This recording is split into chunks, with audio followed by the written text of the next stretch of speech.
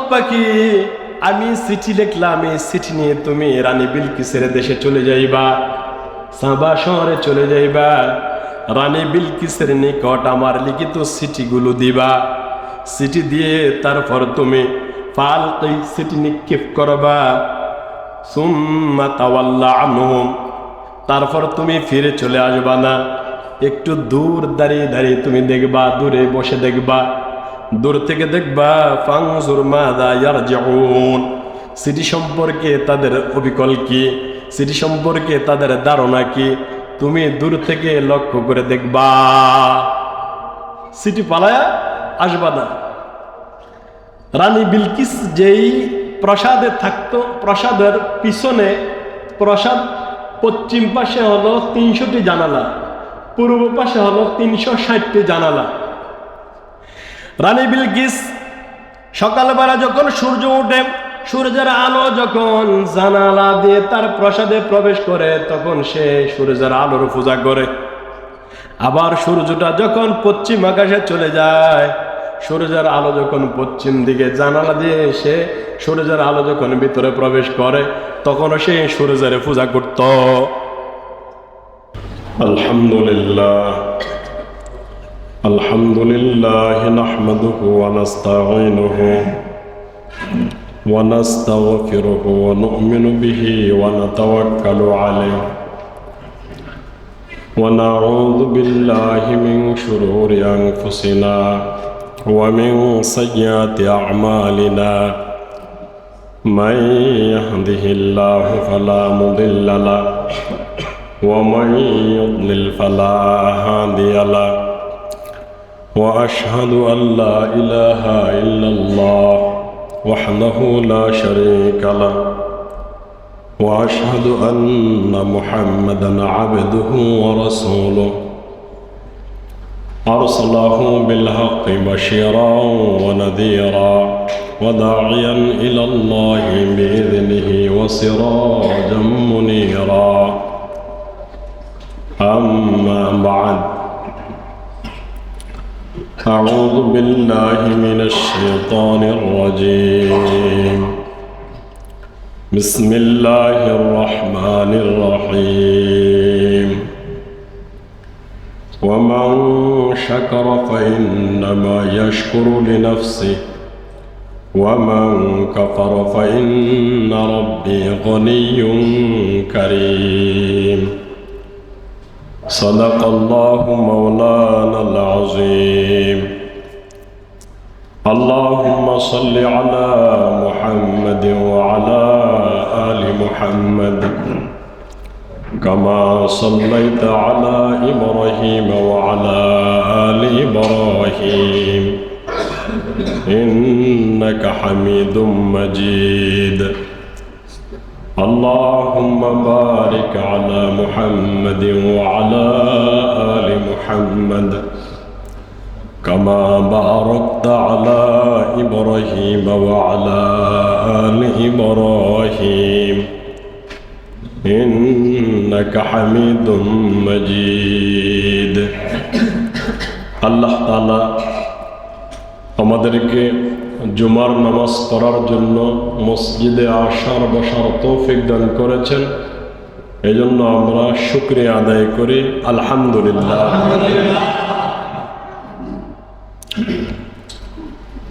কোরআনে কারীম থেকে ছোট্ট একটি ওয়াকিয়া আমরা আজকে আলোচনা করব। তো যে আয়াতটুকু আমি তেলাওয়াত করেছি সূরা নামালের, যে ব্যক্তি আল্লাহর শুকরিয়া আদায় করে সে তার নিজের জন্যই করে। আল্লাহর নিয়ামত পাওয়ার পরে, নিয়ামত খাওয়ার পরে যদি নিয়ামতের শুকরিয়া আদায় করে তো আল্লাহ তাআলা তাকে নিয়ামত বাড়িয়ে দেন। আর যেই ব্যক্তি আল্লাহর নিয়ামত খাওয়ার পরে, নিয়ামত পাওয়ার পরে শুকরিয়া আদায় করে না, তার কাছ থেকে নিয়ামত ছিনিয়ে নেন। অনেক মানুষ শুকরিয়া আদায় করে না, ওঠায় নিয়ামত দিয়ে রেখেছে, কয়েকটি বাড়ি, কয়েকটি গাড়ি, কিন্তু নিয়ামতের শুকরিয়া আদায় করে না। 10টা বাড়ি, 15টা ফ্যাক্টরি, কয়েকশো কোটি টাকার মালিক, ওনার অনেক টাকা, এই টাকা দিয়ে বাজার করে বাজার থেকে মাছ, গোশত, বিভিন্ন ফল ফলাদি ক্রয় করে নিয়ে আসে। আসার পরে এগুলা রান্না হয় খুব সুস্বাদু, কিন্তু এই লোকটির সামনে দিলে পরে খাওয়া অসম্ভব। তোমার জন্য সকালে 2টি রুটি, বিকালে 2টা রুটি, আর হের টাকার বাজার খায় হলো বাড়ির দারোয়ান, কাজের বুয়া। যদিও নাকি অনেক অর্থের মালিক আল্লাহ দিয়েছে, কিন্তু এই ব্যক্তিটাকে আল্লাহ তাআলা এগুলা ভোগ করার তৌফিক দেয় নাই, খেতে পারে না। তাহলে তার এই নিয়ামত পেয়ে যদি ভোগ না করতে পারে, না পাওয়াই তো ভালো ছিল, ঠিক না বা ঠিক? তাহলে এই ব্যক্তির নিয়ামত পাওয়াও কোনো লাভ নেই। যেই ব্যক্তি নিয়ামতের শুকরিয়া আদায় করে, নিয়ামত আল্লাহ তাআলা বাড়িয়ে দেন। সুস্থ থাকা এটা সবচেয়ে বড় নিয়ামত। আবার নেক কাজ করতে পারা এটা হলো নিয়ামত। শুধু অঠায় অর্থের মালিক হওয়া, আর যদি আমি এগুলা ভোগ না করতে পারি, তাহলে আমার এগুলার শান্তি যদি না আসে, এই নিয়ামতের কোন অর্থ হয়? এজন্য সুস্থ থাকা, আল্লাহ তাআলার নেক কাজ করতে পারা, এটাই হলো সবচাইতে বড় নিয়ামত। এই জন্য আমরা শুকরিয়া আদায় করি যে মসজিদে আমাদেরকে আল্লাহ তাআলা এনেছেন, এটা বড় শুকরিয়ার বিষয়, এটা বড় নিয়ামত আমরা পেয়েছি। আজকে আমাদের মতো অনেক মানুষ মসজিদে যাওয়ার সৌভাগ্য তাদের হয় না, ঠিক না বা ঠিক? তাদের ভাগ্যটা হয় না, এরা মসজিদ তো আসেই না। আবার অনেকে রয়েছে আজকে এই সময়ে গুনার কাজে লিপ্ত। তাহলে আল্লাহ এদেরকে নিয়ামত দান করে না, আমাদেরকে তাদের থেকে বাছাই করে নিয়ামত দিয়েছেন আল্লাহ। তো সূরা নামলের মধ্যে সুন্দর একটি ওয়াকিয়া, এই ওয়াকিয়াটা কোরআন শরীফ থেকে আমরা শুনব। আল্লাহর নবী হযরতে সুলাইমান আলাইহিস সালাতু ওয়াস সালাম, উনি সারা পৃথিবীর বাদশা ছিলেন। 4 জন বাদশা পৃথিবী চালিয়েছে। বর্তমানে প্রত্যেকটা রাষ্ট্রে এক একটি বাদশা। তখন সারা পৃথিবীর বাদশা 4 জন বাদশা পৃথিবী চালিয়েছিল। 2 জন হলো কাফের আর 2 জন মুসলমান। মুসলমানের মধ্যে একজন হলো আল্লাহর নবী হযরতে সুলাইমান আলাইহিস সালাতু ওয়াস সালাম। ওনাকে সর্বপ্রকার নিয়ামত দিয়ে আল্লাহ তাআলা ভরপুর করেছেন। জিন্নাতরা ছিল ওনার সৈন্যবাহিনী। এইভাবে সব প্রকার নিয়ামত দিয়েছেন। উনি যদি কোথাও রওনা দিত, ওনার কথা পিপিলিকা শুনতেন, পিপিলিকার ভাষা উনি বুঝতেন। পাখিরা উপরে দিয়ে উড়ে উড়ে ওনাকে ছায়া দিত। উনি যেখানে যেত পাখিরা উড়ে উড়ে ছায়া দিত। জিন্নাতদেরকে উনি কাজে লাগাতেন, সৈন্যবাহিনী হিসেবে কাজে লাগাতেন। তো আজকে উনি রওনা দিয়েছে, কোথাও যাবে। হঠাৎ করে তাকিয়ে দেখে যে ওনার একটি পাখি নাই, যার নাম হুদহুদ। হুদহুদ নামক এই পাখিটি তার সঙ্গে নাই। এজন্য পয়গম্বর সুলাইমান আলাইহিস সালাতু ওয়াস সালাম খুব রাগ হয়ে গেলেন, পাখির উপরে খুব রাগ হয়ে গেলেন। তো আল্লাহ তাআলা এই ব্যাপারে পুরাটা গল্প এই কোরআনের সূরা নামলের আয়াতগুলোর মধ্যে নিয়ে এসেছেন। 20 নম্বর আয়াত থেকে আল্লাহ তাআলা শুরু করেছেন। ওয়াতাফাক্কাদাত তায়র ফাকালা মা লিয়া লা আরাল হুদহুদ। কি ব্যাপার, আজকে দিয়ে আমি হুদহুদ নামক পাখিকে দেখতেছি না, এই পাখিটি কই, কোথায় গেল? আম কানা মিনাল গায়িবিন। পাখি কেন অনুপস্থিত? হুদহুদ পাখিকে দেখতেছি না, অনুপস্থিত কেন? এজন্য সুলাইমান আলাইহিস সালাতু ওয়াস সালাম হুদহুদ পাখির উপরে রাগ করে 3টি কথা বলেছেন। 3টি কথা উনি বাক করে দিলেন। লা উআযিবান্নাহু আযাবান শাদীদা। হয়তো আজকে কঠিন আযাব দেব হুদহুদ পাখিকে। আমার কাছে না বলে কোথায় গেল?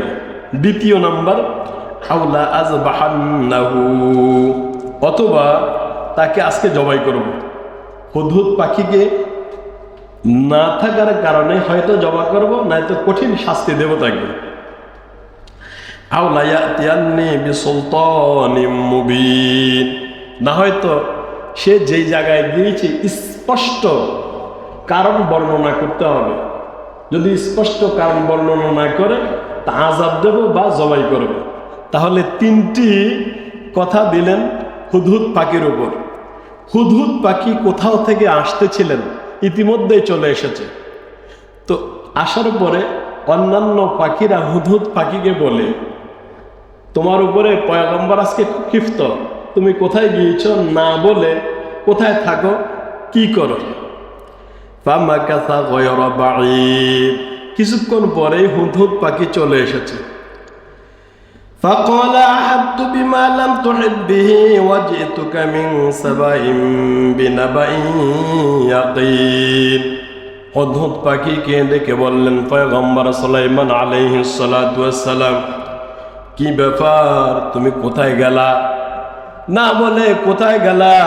হুদহুদ পাখি পয়গম্বর সুলাইমান আলাইহিস সালাতু ওয়াস সালামকে জানায়, ও নবী হে, আমি এমন এক জায়গায় গিয়েছিলাম যেই জায়গার খবর সম্পর্কে আপনি জানেন না, আপনি জানতেন না, বুঝতেন না।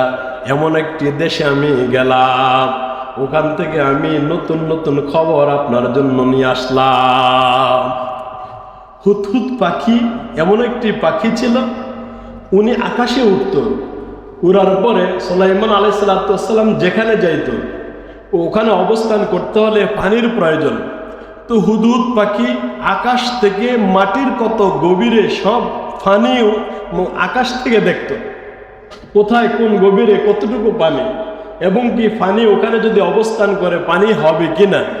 ওনার কাজ ছিল পানি পরীক্ষা করা, পানি পরীক্ষা করার কাজ। তো হুদহুদ পাখি বলে, আমি এমন এক জায়গায় গিয়েছিলাম যেখান থেকে আপনি কোনো এই ব্যাপারে এমন কিছু খবর নিয়ে এসেছি আপনি জানতেন না, কোনোদিন জানতেন না, শুনতেন না। এমন একটি দেশে আমি গিয়েছিলাম, সেই দেশের নাম হলো সাবা শহর। আমি সাবা শহরে গিয়েছি, ওখান থেকে আপনার জন্য কিছু নতুন নতুন খবর নিয়ে এসেছি। নতুন নতুন খবর, সারা পৃথিবীর বাদশাহ হলো সুলাইমান আলাইহিস সালাম। এর ভিতরে এই সাবা শহরের খবর জানে না। ইয়ামেনের একটি জায়গার নাম সাবা, ওখানের খবরটা পয়গম্বর সুলাইমান জানতো না। তো নিয়ে এসেছেন নতুন খবর, এজন্য খবরটা খুব আশ্চর্যজনক খবর। হুদহুদ পাখি বলে, ইন্নী ওয়াজাদতু ইমরাআতান তামলিকুহুম ওয়া উতিয়াত মিন কুল্লি শাইইন ওয়া লাহা আরশুন আযীম।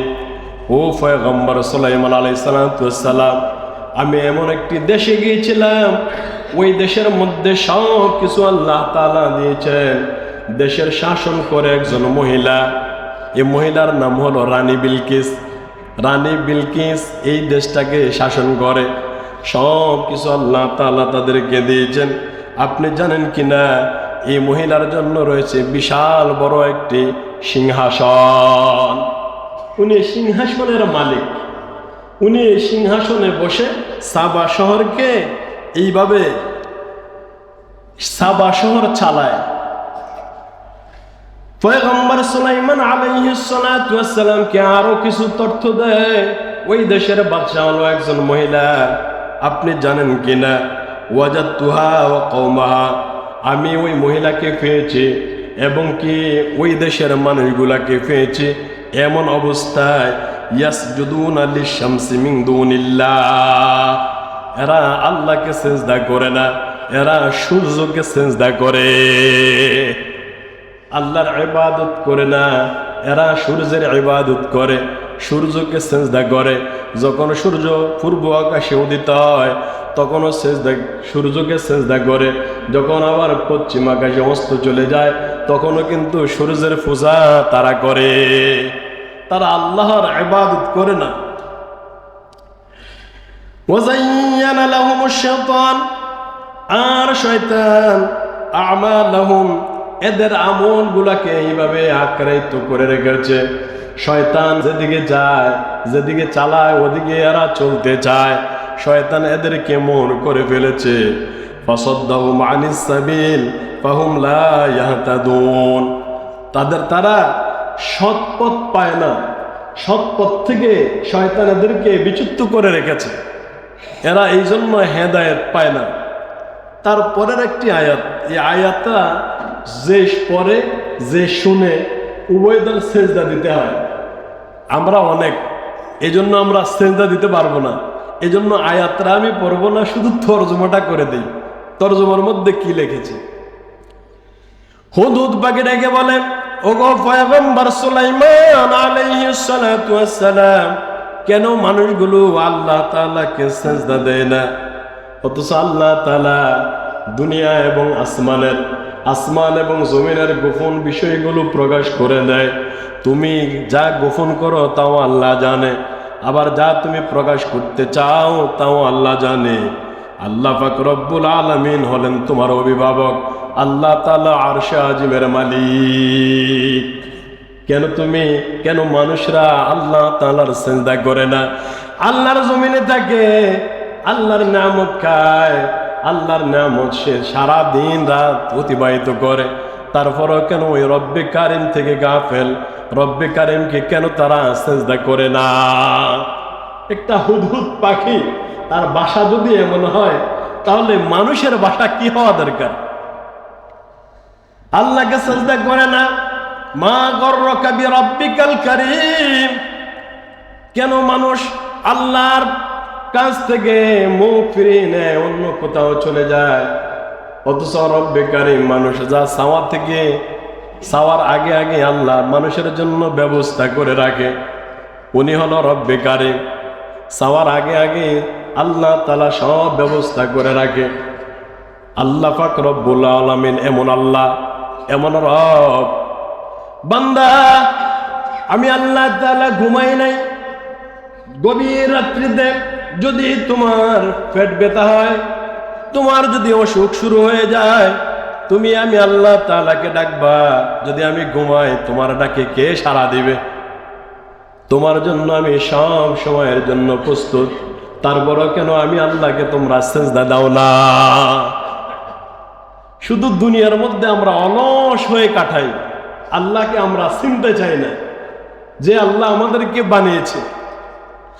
আবার কিছুদিন পরে ওই আল্লাহ তাআলার নিকট আমরা আবার ফিরে যেতে হবে। এক এক করে যাব। বাবা গেল, দাদা গেল, নানা গেল, আমিও তো আবার চলে যেতে হবে।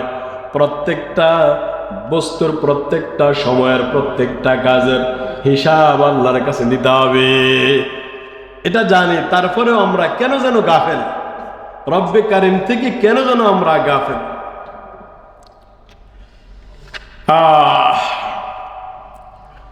হুদহুদ পাখি যখন পয়গম্বর সুলাইমান আলাইহিস সালাতু ওয়াস সালামের নিকট এসে বলেছে, ওগো পয়গম্বর, আপনার দেশের মধ্যে একজন রাজত্ব করে। সুলাইমান আলাইহিস সালাতু ওয়াস সালাম হুদহুদ পাখিকে বলে, আমি তোমাকে পরীক্ষা করতে চাই, তুমি কি সত্য বলো না মিথ্যা বলো? যদি তোমার কথা সত্য হয়ে যায় একরকম, যদি তোমার কথা মিথ্যে হয়ে যায় আর একরকম। তোমাকে আমি পরীক্ষা করতে চাই।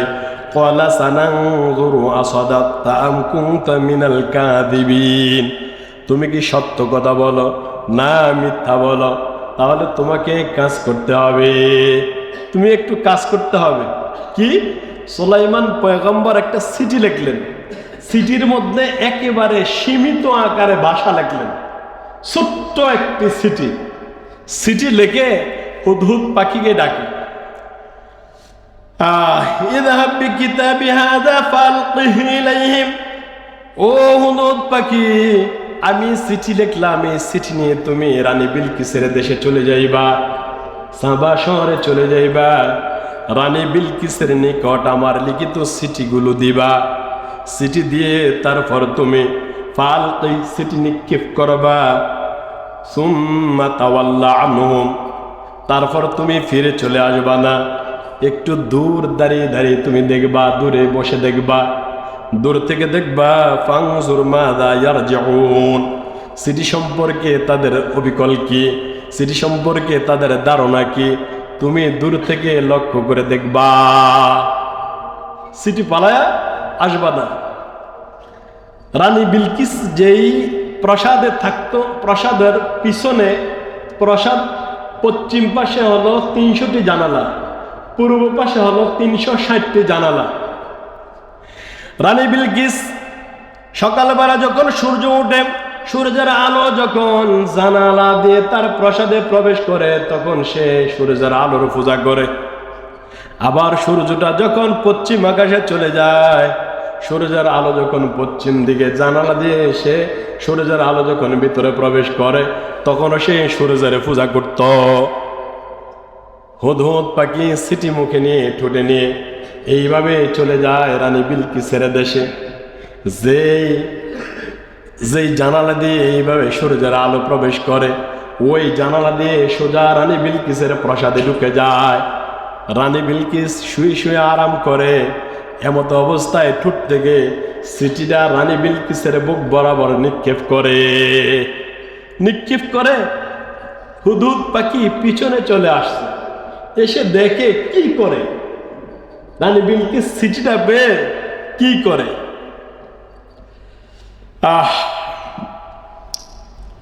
قالت يا أيها الملأ إني ألقي إلي كتاب كريم। রানী বিলকিসের বুক বরাবর যখন সিটি নিক্ষেপ করে, সিটি হাতে নিয়ে দেখে এটা সম্মানিত সিটি, আশ্চর্য ধরনের এক সিটি। এই সিটি পেয়ে এইবার শোয়া থেকে উঠে যায়, তার মন্ত্রী পরিষদ সবাইকে ডেকে এসে এজলাসের মধ্যে বসে মন্ত্রীদেরকে জানায়, এমপিদেরকে জানায়, ও আমার মন্ত্রী, ও আমার এমপিরা, আমার নিকট একটি সম্মানিত সিটি এসেছে। যদিও নাকি সিটির বাক্যটা খুব কম, কিন্তু এটি হলো সম্মানিত সিটি। এই সিটি, সম্মানিত সিটি আমার কাছে চলে আসলো। অতএব তোমরা আমাকে কিছু এই সিটি সম্পর্কে কিছু পরামর্শ দাও। ইন্নাহু মিন সুলাইমানা, সিটির মধ্যে লেখা আর সিটির মধ্যে যে মোহর মারা হয়, সিল মারা হয়, এই সিল অনুযায়ী এই সিটির মধ্যে সিল করা হয় ইন্নাহু মিন সুলাইমান, এটা সুলাইমানের পক্ষ থেকে চিঠি, এটা সিল মারা। ওয়া ইন্নাহু বিসমিল্লাহির রহমানির রহিম, দয়াময় আল্লাহর নামে আরম্ভ করছি। এই জন্য বলেছেন আল্লাহর নাম। আবার পয়গম্বর সুলাইমান আলাইহিস সালামের পক্ষ থেকে চিঠি, এই জন্য বলেছেন এটা সম্মানিত চিঠি। কথা বুঝছেন? এই জন্য রানী বিলকিস সম্মানিত চিঠি বলেছেন। রানী বিলকিস সুন্দরী ছিল, বুদ্ধিমতা ছিল, শিক্ষিতা, তার কোনো জ্ঞান গুণের কোনো অভাব ছিল না। এই চিঠির মধ্যে সামান্য একটু লেখা, এই লেখাটা এইভাবে লিখেছেন, আল্লাহ তাআলা কোরআনে কারিমে তুলে ধরেছেন, আল্লাহ তাআলু আলাইয়া ওয়াতুনি মুসলিমিন।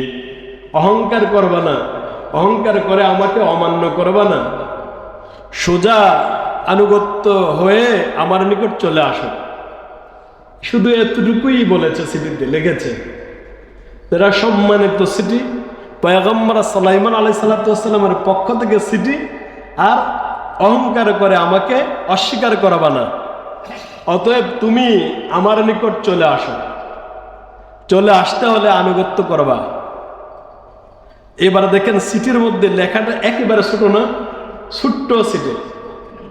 উনি ছিল এমন জ্ঞানী, এমন শিক্ষিতা মহিলা, যদিও নাকি লেখা ছোট, উনি মর্ম অনেক বড় বুঝে ফেলেছেন।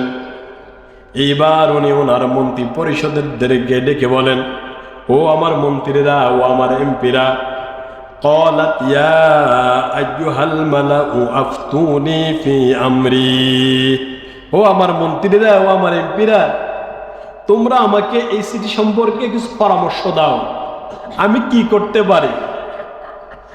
মা কুনতু কাতিআতান আমরান হাত্তা তাশহাদুন, তোমরা উপস্থিত থাকলে পরে আমি কোনো কাজের সিদ্ধান্ত নেই তোমাদের সঙ্গে পরামর্শ করে, পরামর্শবিহীন আমি কোনো কাজের সিদ্ধান্ত করি না। তোমরা এই ব্যাপারে আমাকে পরামর্শ দাও। এটা এক সম্মানিত চিঠি, নবীর পক্ষ থেকে এসেছে এই চিঠি, তোমরা আমাকে এই চিঠি সম্পর্কে পরামর্শ দাও।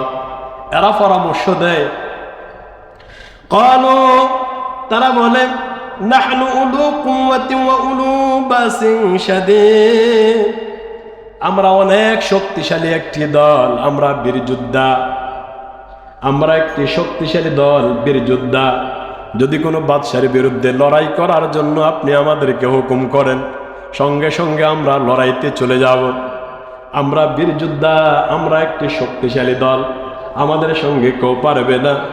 ওয়াল আমরু ইলাই, অতএব আপনি তো সাবা শহরের আধিপত্যকারী, আপনি সাবা শহরের বিচারক, আপনি এই সাবা শহরের মালিক। অতএব ফাংজুরি মাযা তা'মুরিন, আপনার সিদ্ধান্তই চূড়ান্ত সিদ্ধান্ত, আপনি যা বলবেন, আপনি যা হুকুম করবেন তাই হবে। মন্ত্রীরা এমন কিছু পরামর্শ দিয়েছে।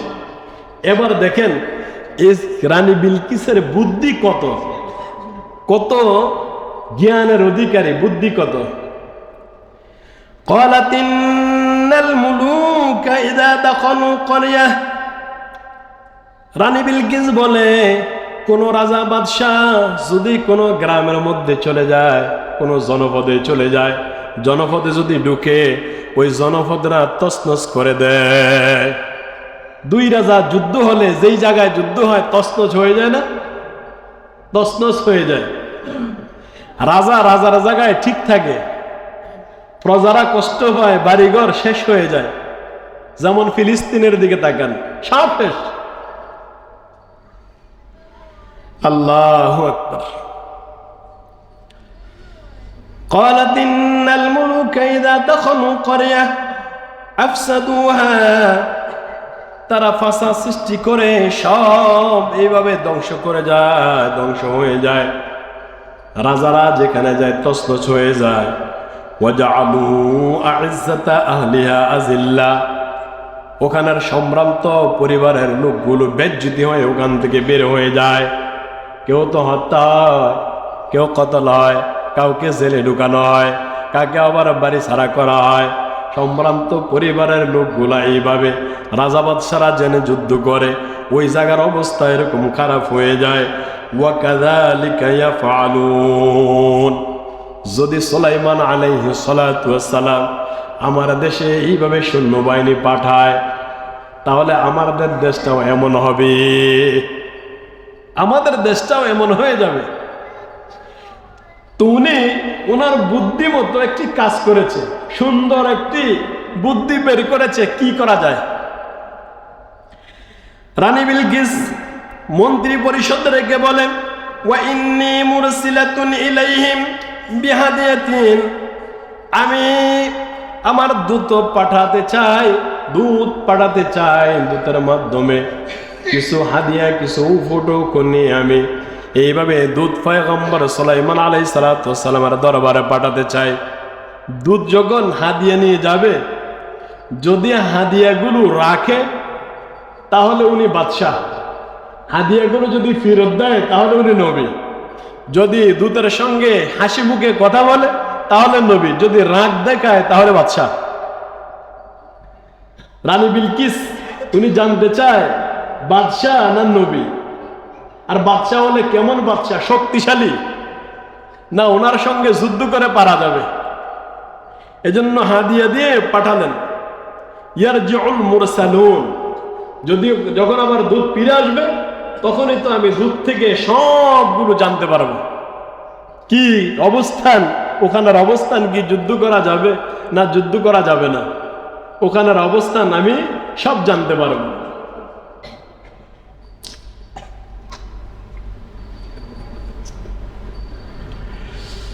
আল্লাহ। হাদিয়া নিয়ে যখন পাঠায় 500 গোলাম আর 500 বাদী, গোলাম এবং বাদী সমবয়সের, বাদীদেরকে গোলামের পোশাক পরায় আর গোলামকে বাদীর পোশাক পরায়, ছেলেদেরকে মেয়েদের পোশাক, মেয়েদেরকে ছেলেদের পোশাক পরায়। 500 স্বর্ণের ইট, মণিমুক্তা, বিভিন্ন প্রকারের স্বর্ণ অলংকার দিয়া তারপর এইভাবে দূতকে বিশাল বড় এক বাহিনী সাজিয়ে তারপর পাঠায়। হুদহুদ বাগী পয়গম্বর সুলাইমান আলাইহিস সালাতু ওয়াস সালামকে জানায়, নবী হে, সাবা শহর থেকে রানী বিলকিস দূতকে পাঠায় অনেক উপটোকন দিয়ে, অতএব আপনার দরবারে পাঠায় আপনার অবস্থানকে জানার জন্য। পয়গম্বর সুলাইমান আলাইহিস সালাম যখন জানে, তখন জিন্নাতদেরকে হুকুম করে, ও জিন্নাতরা, আমার প্রাসাদ থেকে প্রত্যেকটা রাস্তা 27 মাইল পর্যন্ত স্বর্ণ দিয়ে ফাঁকা করে দাও। দুই দিকে স্বর্ণের ওয়াল বানিয়ে দাও। সমুদ্র থেকে অপরিচিত এইভাবে কিছু সামুদ্রিক প্রাণী তোমরা ধরে নিয়ে আসো, এসে রাস্তার কোনায় কোনায় বেঁধে রাখো, যাতে করে এরা যখন মলত্যাগ করবে স্বর্ণের উপরেই মলত্যাগ করবে, যেগুলা সচরাচর দুনিয়ার মানুষ দেখে না। এমন কিছু জীবজন্তু সাগর থেকে ধরে এনে তোমরা রাস্তার কোনায় কোনায় বেঁধে রাখো।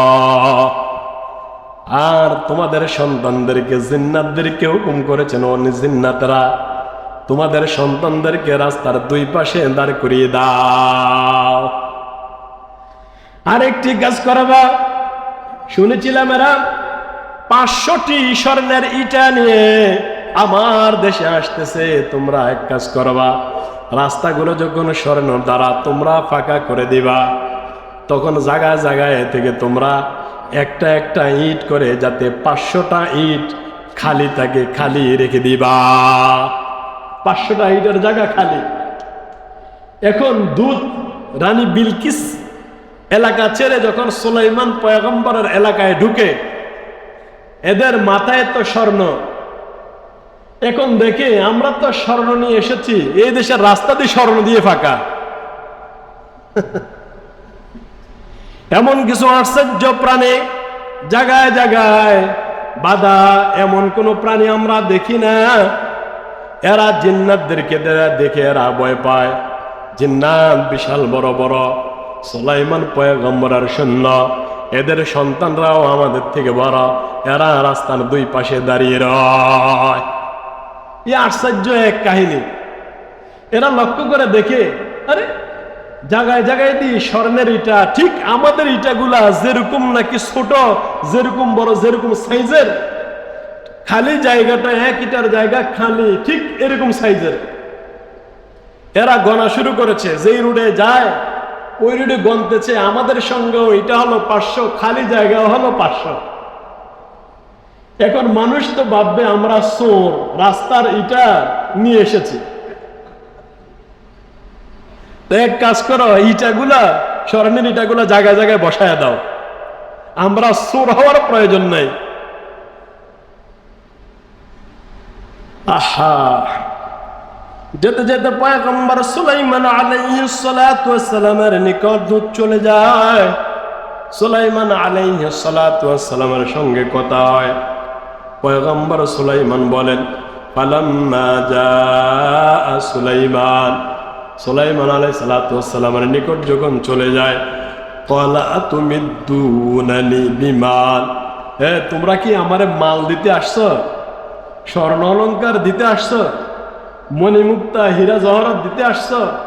তবে শুনে রাখো, তোমরা যে আসার সময় স্বর্ণ নিয়ে আসলা, তোমরা দেখো না আমার রাস্তাগুলো স্বর্ণের, রাস্তার ওয়ালগুলো স্বর্ণের, যেই জায়গার মধ্যে জীবজন্তু মলত্যাগ করে এগুলোও তো স্বর্ণের। তো তোমরা আমাকে কি স্বর্ণ দিবা? তোমরা আমাকে কি উপটোকন নিয়ে আসলা? فما آتاني الله خير مما آتاكم, তোমরা যা কিছু নিয়ে এসেছ তার থেকে উত্তম আল্লাহ তাআলা আমাকে দান করেছেন, তার থেকে বড় বড় নিয়ামত আল্লাহ আমাকে দান করেছে। বাল আনতুম বিহাদিয়াতিকুম তাফরাহুন, বরংস তোমরা এই হাদিয়াগুলা নিয়ে যাও, এই হাদিয়াগুলা নিয়ে তোমরা সুখী হও, তোমরা এগুলা নিয়ে খুশি হও, আমাকে দিতে হবে না, তোমরা নিয়ে যাও। কি দিবা? তুমি তো এনেছ স্বর্ণ পকেটে করে, আর আমার বাড়ির ছাদের উপরে স্বর্ণের পাহাড়, তোমরা এগুলা কি নিয়ে আসবা? এগুলা তোমরা নিয়ে যাও, তোমরা নিয়ে সুখে থাকো। সুলাইমান আলাইহিস সালাম দূতকে বলেন, ইরজি ইলাইহিম, তোমরা ফিরে যাও, তোমরা তোমাদের রানী বিলকিসের নিকট ফিরে যাও। ফালানাতিয়ান্নাহুম বিজুনুদিন লা কিবালা লাহুম বিহা, আমি তোমাদের দেশে আমি আমার সামরিক বাহিনী পাঠাতে চাই। সামরিক বাহিনী পাঠাবো যাদের মোকাবেলা করার শক্তি তোমাদের নাই। এরা যাবে ওয়ালা নুখরিজান্নাহুম মিনহা আযিল্লাতাও ওয়া হুম সাগিরুন, এরা তোমাদেরকে ওখান থেকে জিল্লতের সঙ্গে বের করে দিবে, অপমানিত গোলামের নিয়ে বের করে দিবে। তোমরা গিয়ে বলবা রানীকে, এগুলো ওনার প্রয়োজন নেই, প্রয়োজন হলো আনুগত্য হয়ে যাতে রানী চলে আসে। দুধ চলে যায়, রানীকে জানায়, রানী আমাদের যে সৈন্য সামন্ত সুলাইমান আলাইহিস সালাতু ওয়াস সালামের একটি সৈন্যের সঙ্গেও আমরা মোকাবেলা করতে পারবো না। কারণ হলো ওনার সৈন্য হলো জিন্নাত, পাখি ওনার ভাষা বোঝে, উনি পাখির ভাষা বোঝে। জিন্নাত ওনার কথা শোনে, আবার উনিও জিন্নাতের কথা শুনতে পায়। অতএব ওনার সঙ্গে লড়াই করার কোনো প্রয়োজন নাই। লড়াই করে আমরা পারবো না, আমরা মাত্র একটা ভূখণ্ডের মালিক। সুলাইমান নবী সারা পৃথিবীর বাদশা, তাহলে ওনার সঙ্গে আমরা পারবো কিভাবে? ওনার সঙ্গে আমরা পারবো না। যখন এই কথা বলেছে তখন রানী বিলকিস এবার সুলাইমান আলাইহিস সালাতু ওয়াস সালামের দাওয়াতে উনি আসবে, চলে আসবে। সাবা শহরে জানিয়ে দেয়, তোমরা যে যেখানেই থাকো, রানী বিলকিস পয়গম্বর সুলাইমান আলাইহিস সালাতু ওয়াস সালামের দেশে চলে যাবে। সুলাইমান আলাইহিস সালাতু ওয়াস সালামের সঙ্গে সন্ধি করবে। অতএব তোমরা দেশের যারা সম্ভ্রান্ত, তোমরাও আমার সঙ্গে তোমরা যেতে পারবা।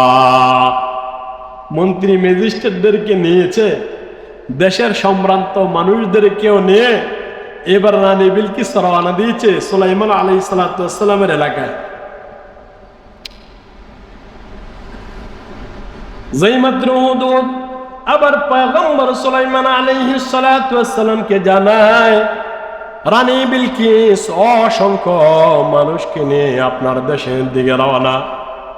মন্ত্রী ম্যাজিস্ট্রেটদেরকে নিয়ে, সেনাবাহিনীর প্রধানদেরকে নিয়ে, দেশের সম্ভ্রান্ত ভালো ভালো সরকারি চাকরিজীবীদেরকে নিয়ে আপনার দেশে চলে আসতেছে। এরা আনুগত্য স্বীকার করে, এইভাবে আপনার হাতে বায়াত হবে।